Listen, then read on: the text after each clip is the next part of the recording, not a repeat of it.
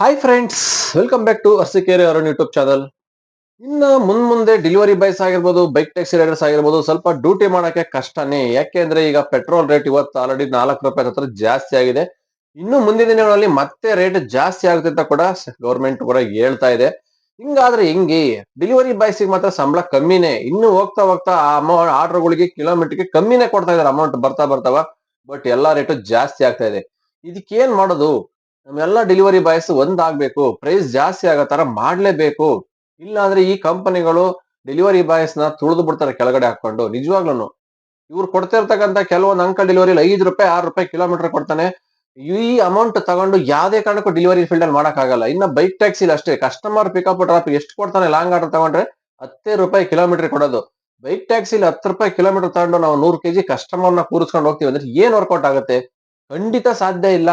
ಇವತ್ತಿರ್ತಕ್ಕಂಥ ಎಲ್ಲಾ expensive rate ಪ್ರತಿಯೊಂದು ಜಾಸ್ತಿ. ₹30 ಅನ್ನ ಸಾಂಬಾರ್ ಇತ್ತು ಒಂದ್ 6 ತಿಂಗಳು ವರ್ಷಕ್ಕೆ ಮುಂಚೆ, ಇವತ್ತು ₹50 ಆಗಿದೆ. ಏನ್ ಬರುತ್ತೆ? ಎಲ್ಲ ಒಂದ್ ₹10 ಬಜ್ಜಿ ತಿಂತಾ ಇದ್ದೆ ಮುಂಚೆ, 3-4 ಕೊಡ್ತಾ ಇದ್ರು. ಇವಾಗ ₹10 ಎಲ್ಲೂ ಬಜ್ಜಿ ಬೋಂಡನೇ ಇಲ್ಲ.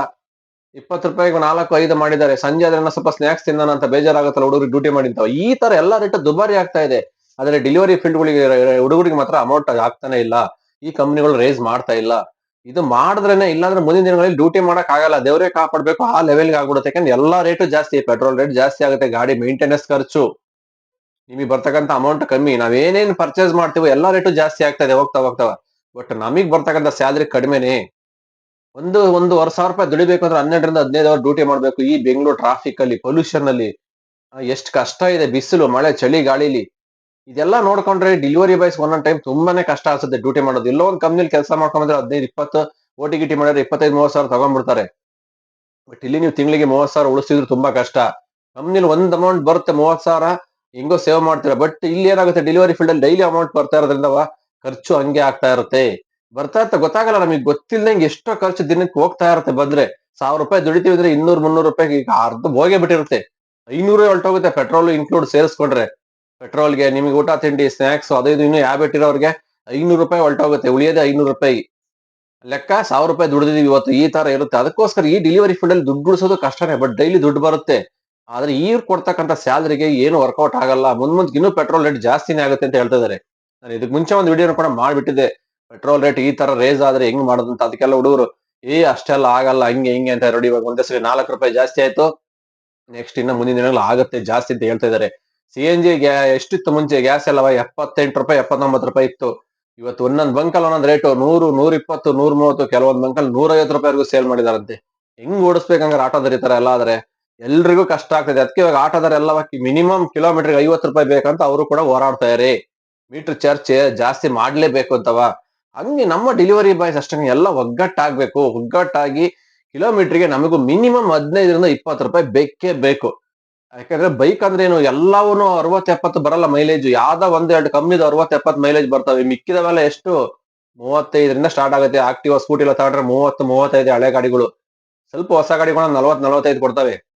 ಈ ಟ್ರಾಫಿಕ್ ಅಲ್ಲಿ ಅಷ್ಟೇ ಬರೋದು. ದಿನಕ್ಕೆ ಹೆಂಗಿಲ್ಲ ಅಂದ್ರೂ ₹300 ಪೆಟ್ರೋಲ್ ಬೇಕಾಗುತ್ತೆ. ಒಂದು 120-130 ಕಿಲೋಮೀಟರ್ ಓಡಿಸ್ತಾರೆ ಡೆಲಿವರಿ ಬಾಯ್ಸ್ ಅಂದ್ರೆ. ಅಷ್ಟು ಕಮ್ಮಿ ಯಾರು ಓಡಿಸಲ್ಲ. ಕೆಲವೊಬ್ಬರು 200 ಕಿಲೋಮೀಟರ್ ವರೆಗೂ ಓಡಿಸ್ತಾರೆ, ಬೆಳಿಗ್ಗೆಯಿಂದ ಸಂಜೆ ನೈಟ್ ಓವರ್ ಟೈಮ್ ಮಾಡೋರು. 200 ಕಿಲೋಮೀಟರ್ ಓಡಿಸಿದ್ರೆ ಎಷ್ಟಾಯ್ತು? ₹400-500 ಪೆಟ್ರೋಲ್ಗೆ ಹೋಗುತ್ತೆ. ಇಷ್ಟೆಲ್ಲ ಇನ್ವೆಸ್ಟ್ ಮಾಡಿ, ಇಷ್ಟೆಲ್ಲ ಎಕ್ಸ್ಪೆನ್ಸಿವ್ ಮಾಡಿ ದುಡಿಯೋದು ಎಷ್ಟು ದುಡಿತೀವಿ? ಅದಕ್ಕೆ ಕಿಲೋಮೀಟರ್ಗೆ ₹15-20 ಬೇಕೇ ಬೇಕು.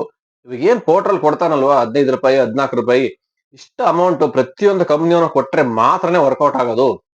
ಪೋರ್ಟ್ರ್ ತರ ಎಲ್ಲಾ ಕಂಪ್ನಿಲೂ ಅಮೌಂಟ್ ಬರಬೇಕು. ರಾಪಿಡೋ ಬೈಕ್ ಟ್ಯಾಕ್ಸಿ ಆಗಿರ್ಬೋದು. ಬೈಕ್ ರಾಪಿಡೋದಲ್ಲಿ ಅಮೌಂಟ್ ಕಮ್ಮಿನೇ ಇಲ್ಲ ಅಂತ ಹೇಳ್ತಾರೆ. ಆರ್ಡರ್ ಬ್ಯಾಕ್ ಟು ಬ್ಯಾಕ್ ಬರ್ಬೋದು. ನಿಯರೆಸ್ಟ್ ಇರೋ ಪಿಕಪ್ ಡ್ರಾಪ್ ಅಮೌಂಟ್ ಚೆನ್ನಾಗ್ ಬರುತ್ತೆ ₹20.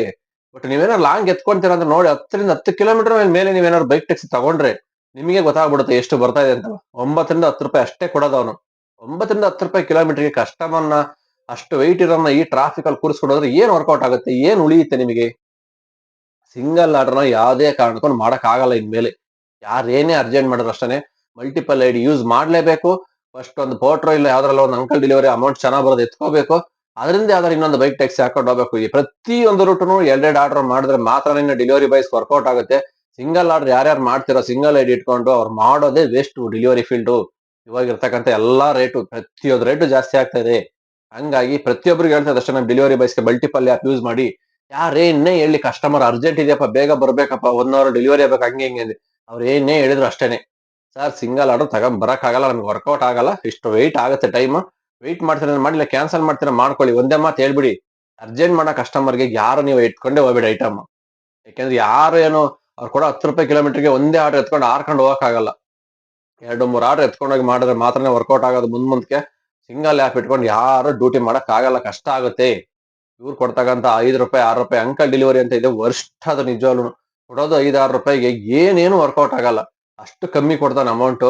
ಅದ್ರಲ್ಲಿನೂ ಅರ್ಜೆಂಟ್ ಮಾಡ್ತಾರೆ ಕೆಲವರು. ರೆಗ್ಯುಲರ್ ಬುಕ್ ಮಾಡಿದೀನಿ, ಪ್ರಿಯಾರಿಟಿ ಬುಕ್ ಮಾಡಿದೀನಿ. ಇವಾಗ ಪ್ರಿಯಾರಿಟಿ ಬುಕ್ ಮಾಡಿದ್ರೆ ಎಷ್ಟು ಬರ್ತಾ ಇದೆ ಕಿಲೋಮೀಟರ್ಗೆ? ₹7 ₹8, ಮ್ಯಾಕ್ಸಿಮಮ್ ₹10 ಆ ತರ ಬರ್ತಾ ಇದೆ. ಫುಲ್ ಕಡಿಮೆ ಮಾಡಾಕ್ಬಿಟ್ಟಿದ್ದಾರೆ. ಅಂಕಲ್ ಡೆಲಿವರಿಲಂತೂ ವರ್ಸ್ಟ್ ಆದ್ರೆ ವರ್ಸ್ಟ್. ಇವಾಗಿರ್ತಕ್ಕಂಥ ಪೆಟ್ರೋಲ್ ರೇಟು ಎಕ್ಸ್ಪೆನ್ಸಿವ್ಗೆ ಅವ್ನು ಕೊಡೋ ಕಿಲೋಮೀಟರ್ ಅಮೌಂಟ್ಗೂ ಒಂದಕ್ಕೊಂದು ಸಂಬಂಧನೇ ಇಲ್ಲ. ಆ ತರ ಕೊಡ್ತಾ ಇದ್ದಾನೆ. ಅದಕ್ಕೋಸ್ಕರ ಹೇಳ್ತಾ ಇದೀವಿ, ಇನ್ನು ಮೇಲೆ ಡೆಲಿವರಿ ಫೀಲ್ಡ್ ಅಲ್ಲಿ 2-3 ಆರ್ಡರ್ ಒಂದೇ ರೂಟ್ ಎತ್ಕೊಂಡೇ ಮಾಡ್ಬೇಕು. ಇಲ್ಲ ಇನ್ನು ಒಂದೇ ಸಿಂಗಲ್ ಐಡಿ ಇದೆ ನಾನು ಹೇಳಿದ್ದಲ್ವಾ, ಮಾರ್ಕೆಟ್ ಹತ್ರ ಸರ್ಜಿರೋ ಆರ್ಡರ್ಗಳು ಮಾತ್ರ ಎತ್ಕೊಂಡು ಡ್ಯೂಟಿ ಮಾಡಿ. ಹಂಗಾದ್ರೆ ವರ್ಕೌಟ್ ಆಗುತ್ತೆ. ಇನ್ನು ಫುಡ್ ಡೆಲಿವರಿ ಅನ್ನೋಂಥದ್ದು ಹೆಂಗ್ ಮಾಡ್ತಾರಂತ ಅರ್ಥ ಆಗ್ತಾ ಇಲ್ಲ. ಯಾಕೆಂದ್ರೆ ಕೊಡೋದೇ ₹5 ₹6 ಕಿಲೋಮೀಟರ್. ಎಲ್ಲೋದ್ರು ಮತ್ತೆ ರೆಸ್ಟೋರೆಂಟ್ ವಾಪಸ್ ಇಲ್ಲಿಗೆ ಬರ್ಬೇಕು ಪಿಕಪ್ ಅವರು. ಎಲ್ಲಾ ಕಡೆ ಆರ್ಡರ್ ಬರಲ್ಲ, ಔಟ್ ಆಫ್ ಝೋನ್ ಹೋದಾಗ ಮತ್ತೆ ರಿಟರ್ನ್ ರೆಸ್ಟೋರೆಂಟ್ಗೆ ಬಂದು ಪಿಕ್ ಮಾಡ್ಬೇಕು, ಮತ್ತೆ ವಾಪಸ್ ಹೋಗ್ಬೇಕು. ಇದೇ ಆಗುತ್ತೆ ಫುಡ್ ಡೆಲಿವರಿಲಿ. ಅಪಾರ್ಟ್ಮೆಂಟ್ಗೆ ಹೋಗೋದು ಬರೋದು. ನಿಜವಾಗ್ಲೂ ಫುಡ್ ಡೆಲಿವರಿಲಿ ಎತ್ತಿ 15-20 ಅವರ್ ಮಾಡಿದ್ರು ₹1500 ₹2000 ಮಾಡ್ದೆ ಅಂತಾರೆ. ಬಟ್ ಆ 2000 ಮಾಡಕ್ಕೆ ಎಷ್ಟು ಪೆಟ್ರೋಲ್ ಹಾಕ್ಸಿದ್ದಾರೆ, ಎಷ್ಟು ಹೊರಗಡೆ ಖರ್ಚು ಬಂದಿದೆ ಅವರಿಗೆ, ಅದನ್ನ ಯಾರು ಹೇಳ್ತಾ ಇಲ್ಲ. ಬಟ್ ಫುಡ್ ಡೆಲಿವರಿ ಮಾಡೋರಿಗೆ ಅಷ್ಟೇ ಖರ್ಚು ಜಾಸ್ತಿ ಇರುತ್ತೆ. ಯಾಕಂದ್ರೆ ಡೈಲಿ 200-300 ಕಿಲೋಮೀಟರ್ ಗಾಡಿ ರನ್ ಆದ್ರೆ ತಿಂಗಳಿಗೆ 3 ಸಲ ಆಯಿಲ್ ಚೇಂಜ್ ಮಾಡಿಸ್ಬೇಕಾಗುತ್ತೆ. ಒಂದೊಂದ್ ಸಲ 400 ಅಂದ್ರೆ ತಿಂಗಳಿಗೆ ₹1500 ಆಯಿಲ್ ಚೇಂಜ್ಗೆ ಆಯ್ತು. ಸರ್ವಿಸ್ 2 ತಿಂಗಳಿಗೆ ಒಂದ್ಸಲಿ ಸರ್ವಿಸ್ ಬಿಡ್ಬೇಕು. 200-300 ಕಿಲೋಮೀಟರ್ ಅಂದ್ರೆ ಎಷ್ಟಾಯ್ತು? ಒಂದ್ ತಿಂಗಳಿಗೆ 9,000 10,000 ಗಾಡಿ ಓಡ್ಬಿಡುತ್ತೆ. ತಿಂಗ್ಳಿಗೆ ಒಂದೊಂದ್ಸಲಿ ಸರ್ವಿಸ್ ಬಿಡ್ಬೇಕಾಗತ್ತೆ. ಒಂದ್ಸಲಿ ಬೋರಿಗೆ ಬಂದ್ರೆ ಎಷ್ಟು? 15-20 ಸಾವಿರ ಖರ್ಚು. ಇದೆಲ್ಲ ಯಾರು ಟ್ಯಾಲಿನೇ ಮಾಡಲ್ಲ, ಲೆಕ್ಕ ಮಾಡಲ್ಲ. ಡೆಲಿವರಿ ಫೀಲ್ಡ್ ಅಲ್ಲಿ ಡೈಲಿ ಪೆಟ್ರೋಲ್ ಇಷ್ಟು ಹೋಯ್ತಪ್ಪ, ಇಷ್ಟು ಉಳ್ಕಂತು ಅಷ್ಟೇ ಯೋಚನೆ ಮಾಡ್ತಾರೆ ಹೊರತು ಫೈನಲಿ ಗಾಡಿ ಒಂದ್ಸಲಿ ಸರ್ವಿಸ್ ಬಂದ್ರೆ ಎಷ್ಟು ಖರ್ಚು ಬರುತ್ತೆ ಅದನ್ನ ಯಾರು ಟ್ಯಾಲಿ ಮಾಡಲ್ಲ.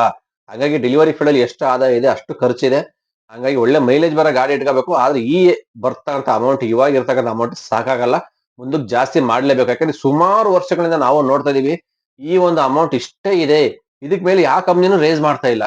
ಅಂಕಲ್ ಡೆಲಿವರಿ ತಗೊಳ್ರಿ, ಫುಡ್ ಡೆಲಿವರಿ ತಗೊಳ್ಳಿ, ರಾಪಿಡ್ ಆಗ್ಬೋದು, ಪೋರ್ಟರ್ ಆಗಿರ್ಬೋದು, ಅಷ್ಟೇ ಕೊಡ್ತಾ ಇದಾರೆ ಅವಾಗಿಂದ. ಇನ್ನು ಕಮ್ಮಿನೇ ಮಾಡ್ಕೊಂಡ್ ಬರ್ತಾ ಇದಾರೆ. ಬರ್ತಾ ಬರ್ತಾವ ಕಾಂಪಿಟೇಷನ್, ಒಂದೊಂದು ಕಂಪ್ನಿಗೆ ಇವ್ರಿಗೆ ಕಾಂಪಿಟೇಷನ್ ಮಾಡ್ಕೊಂಡು ಅಮೌಂಟ್ ಅಂತೂ ಇನ್ಕ್ರೀಸ್ ಆಗ್ತಾ ಇಲ್ಲ. ಹಂಗಾಗಿ ಇದಾದಷ್ಟು ಅಮೌಂಟ್ ಎಲ್ಲಾರ್ಗು ಪ್ರತಿಯೊಂದು ಡಿಪಾರ್ಟ್ಮೆಂಟ್ ಅಲ್ಲೂ ಪ್ರತಿಯೊಂದು ಆಪ್ ಅಲ್ಲೂ ₹15-20 ಕೊಟ್ರೆ ಮಾತ್ರನೇ ವರ್ಕೌಟ್ ಆಗೋದು. ಇಲ್ಲಾಂದ್ರೆ ಮುಂದಕ್ಕೆ ಡೆಲಿವರಿ ಬಾಯ್ಸ್ ಕತೆ ದೇವರೇ ಕಾಪಾಡ್ಬೇಕು ಆ ತರ ಆಗ್ಬಿಡುತ್ತೆ. ಏನು ವರ್ಕೌಟ್ ಆಗಲ್ಲ, ತುಂಬಾ ಕಷ್ಟ. ಇದು ನಮ್ಮ ಅನಿಸಿಕೆ. ನಿಮ್ಮ ಅನಿಸಿಕೆ ಏನಂತ ಕಮೆಂಟ್ ಬಾಕ್ಸ್ ತಿಳಿಸಿ. ಮತ್ತೆ ಸಿಗ್ತೀನಿ ಮುಂದಿನ ವಿಡಿಯೋದಲ್ಲಿ. ಅಲ್ಲಿವರೆಗೂ take care, bye bye, have a nice day. Jai Hind, Jai Karnataka ಮಾತೆ.